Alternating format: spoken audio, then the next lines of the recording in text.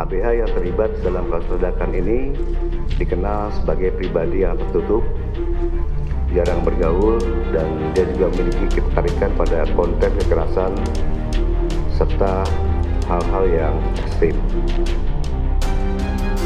Itu juga menjadi atensi kita untuk menguatkan proteksi pelindungan anak dari berbagai konten negatif.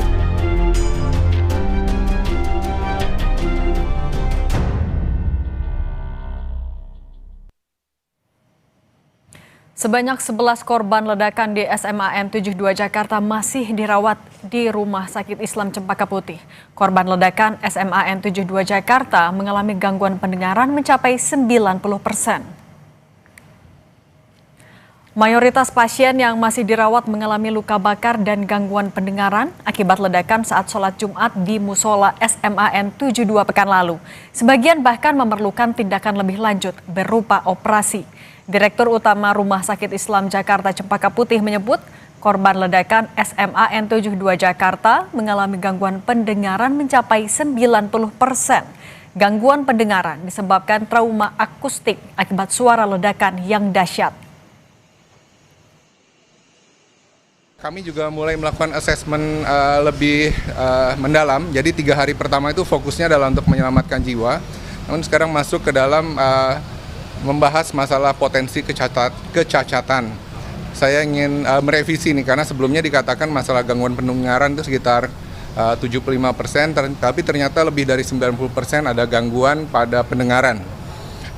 Adalah karena trauma akustik ya, akibat suara yang dahsyat yang keluar dari sana. Pasca insiden ledakan di SMA Negeri 72 Jakarta Jumat lalu, hingga hari ini kegiatan belajar mengajar di sekolah tetap berlangsung.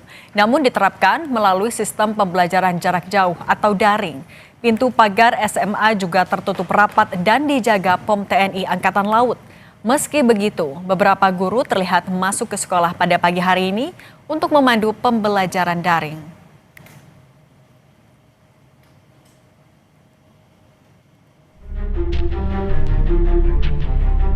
ABH yang terlibat dalam kasus ledakan ini dikenal sebagai pribadi yang tertutup, jarang bergaul, dan dia juga memiliki ketertarikan pada konten kekerasan serta hal-hal yang ekstrim.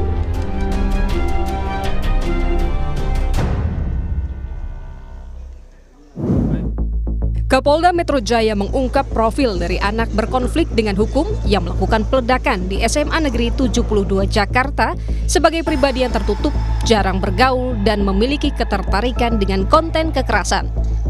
Namun, Kapolda memastikan anak yang berkonflik dengan hukum itu tidak terkait dengan jaringan tertentu. ABH yang terlibat dalam kasus ledakan ini dikenal sebagai pribadi yang tertutup, jarang bergaul, dan dia juga memiliki ketertarikan pada konten kekerasan serta hal-hal yang ekstrim.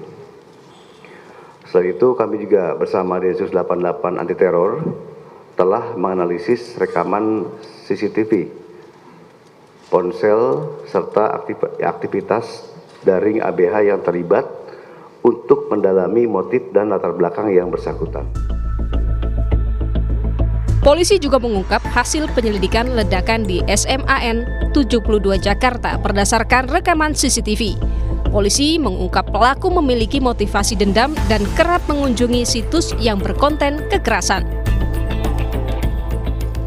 Yang bersangkutan juga memiliki motivasi dendam, gitu.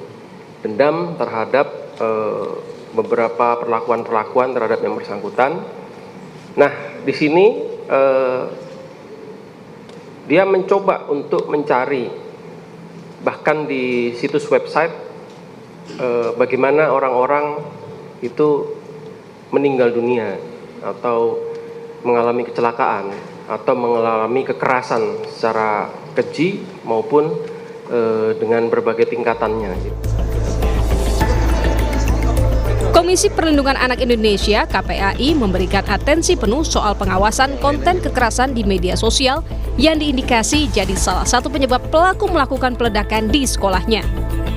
Bahwa ada konten-konten yang juga bermuatan negatif karena karena terkait dengan kasus ini adalah bermuatan kekerasan, ini tentu juga menjadi atensi kita untuk menguatkan proteksi pelindungan anak dari berbagai konten negatif, yaitu salah satunya adalah kekerasan dan tentu muatan negatif lainnya, misalnya pornografi, misalnya judi online, dan lain sebagainya. Dari kasus ini, KPAI pun menekankan pihak sekolah dan keluarga tidak boleh abai dengan kesehatan mental anak-anak. Tim Liputan, Kompas TV.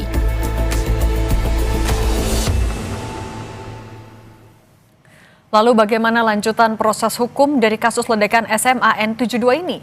Kita perbincangkan dengan Kabid Humas Polda Metro Jaya, Kombes Budi Hermanto. Pak Budi, selamat petang. Selamat sore, Mbak. Pak Budi, kalau sejauh ini polisi sudah meminta keterangan anak yang berhadapan dengan hukum juga kah? Ya, terima kasih. Sampai dengan hari ini, proses penyidikan ditangani oleh Direktorat Kriminal Umum Polda Metro Jaya. Sudah diminta beberapa keterangan saksi, baik itu anak sebagai saksi dan anak yang berhadapan dengan hukum. Tetapi kita harus melihat prioritas utama adalah bagaimana memulihkan kondisi medis dan psikis, khususnya anak yang berkonflik dengan hukum. Untuk orang tua dan rekan-rekan sejawat yang dekat dengan ABH ini, sudah beberapa orang dimintain keterangan. Ini proses masih berjalan, Mbak, dari rekan-rekan penyidik. Kita masih menunggu karena memang kita harus melihat memprioritaskan kondisi kesehatan dari para saksi ini dulu. Pak Budi, tapi mungkin bisa dijelaskan juga ketika anak berkonflik dengan hukumnya ini juga ya satu masih di bawah umur, kedua juga penanganan medisnya masih jadi prioritas. Langkah selanjutnya yang dilakukan oleh polisi seperti apa? Ya, selain dari penanganan proses penyidikan perkara, pihak kepolisian juga harus hadir di dalam pelaksanaan pemulihan trauma terhadap ledakan bom tersebut. Baik itu dari sisi guru, dari korban, anak-anak korban lainnya, sampai dengan pihak kepolisian untuk membersihkan area ledakan.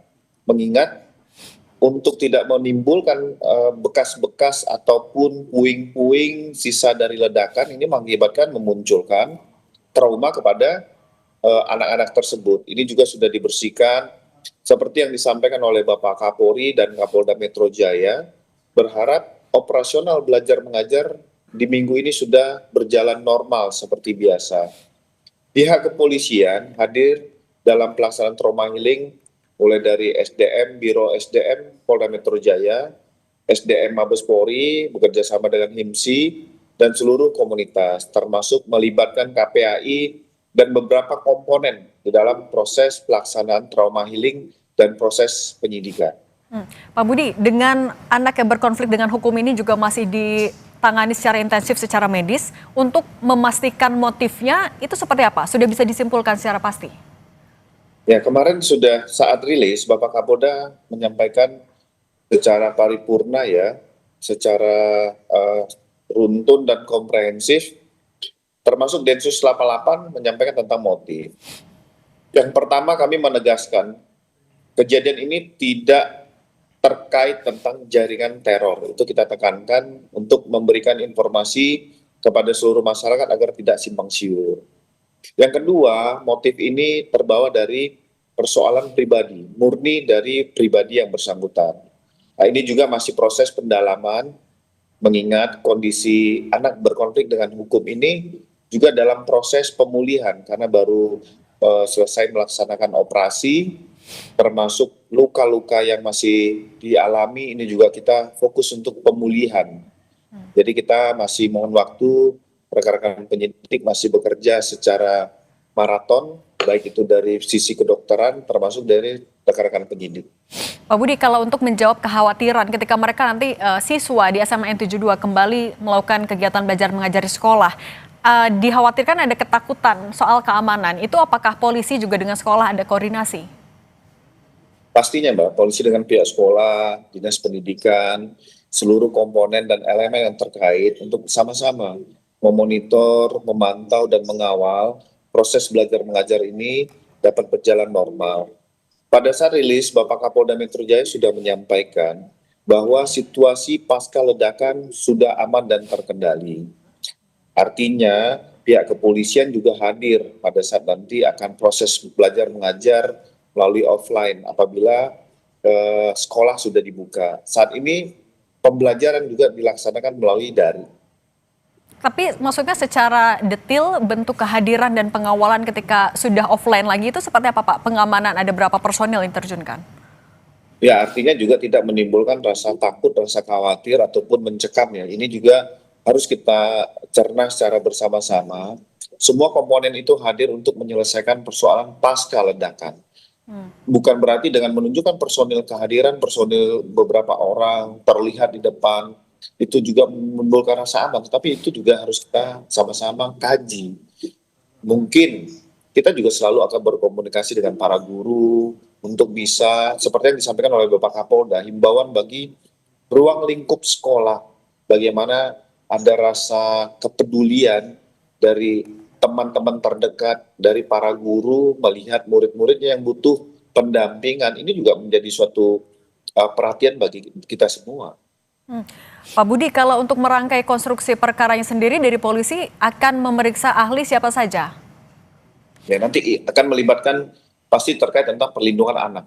Proses terhadap penanganan perkara anak melibatkan Bapas. Kita juga akan minta KPAI bersama-sama memonitor, mengawal perkara ini. Nanti ada P3PA terhadap UPTD yang dimiliki oleh pemerintah Provinsi DKI. Kita akan melibatkan semua komponen terkait tentang penanganan anak yang berkonflik dengan hukum. Pak Budi, kemarin kan juga sempat disebutkan kalau anak berkonflik dengan hukum ini terpapar konten dari media sosial. Nah, ini apakah akan mengarah kepada pengembangan, termasuk ia ada di grup mana saja, siapa saja yang ada di sana, sejauh mana nantinya penyelidikan lagi? Ya, terima kasih Mbak. Ini pasti selalu akan didalami, termasuk terhadap situs, terhadap konten mana yang digunakan menjadi pusat edukasi si anak. Ini kami masih mendalami. Kami juga akan berkomunikasi dengan pihak Komdiji, pihak-pihak yang berkompeten untuk sama-sama kita duduk bersama agar bisa memitigasi terhadap konten yang dilarang bagi anak-anak, apalagi itu mengakibatkan memicu trigger menjadi suatu upaya, suatu langkah tindakan kekerasan. Tapi pengembangannya untuk ke konten-konten yang sangat mungkin membuat anak-anak lain terpapar itu nanti akan seperti apa juga Pak? Apakah sudah ada pemeriksaan lanjutan? Sudah di-profiling juga orang-orang yang ada di grup itu atau konten tersebut? Ya, ini masih didalami dari pihak Direktorat Siber Polda Metro Jaya bekerja sama dengan Densus 88 terkait tentang kita mendapatkan beberapa device.